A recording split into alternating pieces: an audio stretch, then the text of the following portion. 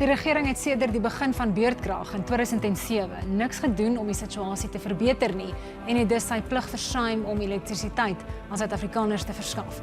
So voer 19 organisasies aan in 'n hofsaak waarin hulle die staat en Eskom wil dwing om die kragkrisis te beëindig.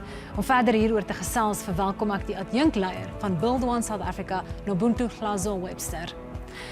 So, why did you decide to take this approach? Last week, the EFF tried to bring the country to a standstill in protest with regard to the electricity crisis, but you say it might be better to approach the courts.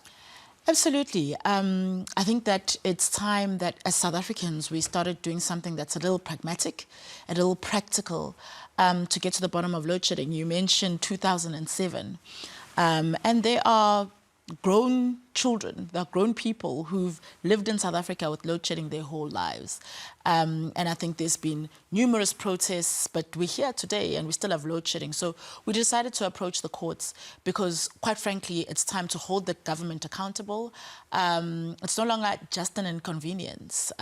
People are losing business. There are children who are not able to study. Hospitals are affected by load shedding. And so we needed to find a solution that is quite pragmatic, that's practical, something that we can hold the government to account to.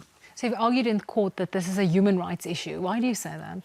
It is absolutely a human rights issue. There's a couple of violations, and actually the court conceded that, at least, that there are constitutional rights that are being violated because of load shedding, and that, first of all, the right to practice a trade.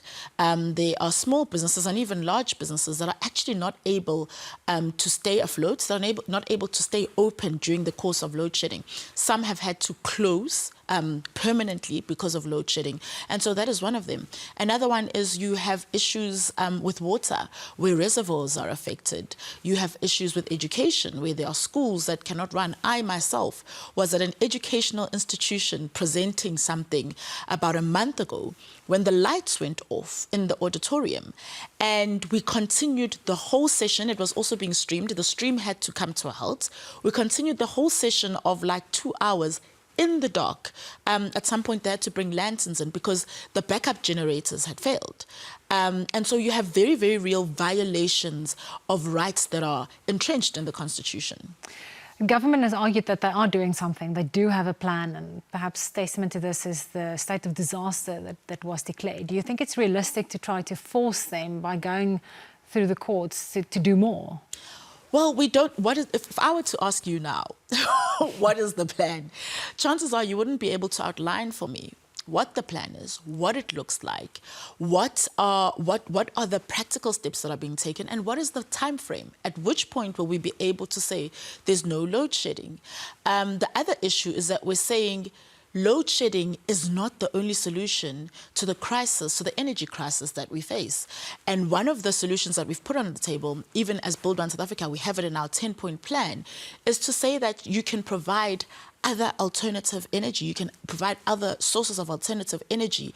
We've put down nuclear, small nuclear reactors as one of the options, one of the alternatives, to make sure that critical infrastructure is not distracted. You can continue to have critical infrastructure in hospitals, etc. But the reality is that load shedding is not the only solution. What is the exact remedy that you're asking for in this case?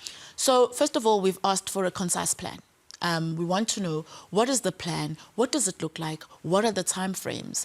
We've asked for the NERSA tariff that was approved to be halted, because part of the reason why we find ourselves where we are is because the state has stolen funds. You know, there's been corruption that's taken place, and that pressure of having to now make sure that Eskom continues to be able to survive and to be able to function can't now be put on the consumer.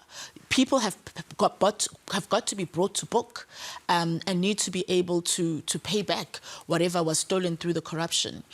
So that's the one thing. We're also saying that critical infrastructure needs to stay on. Hospitals, we've heard stories where hospitals are suffering due to load shedding because the generators, maintaining the generators is another expense, and it's other maintenance that hospitals simply don't have the budget for. So those are the three main things that we're asking for.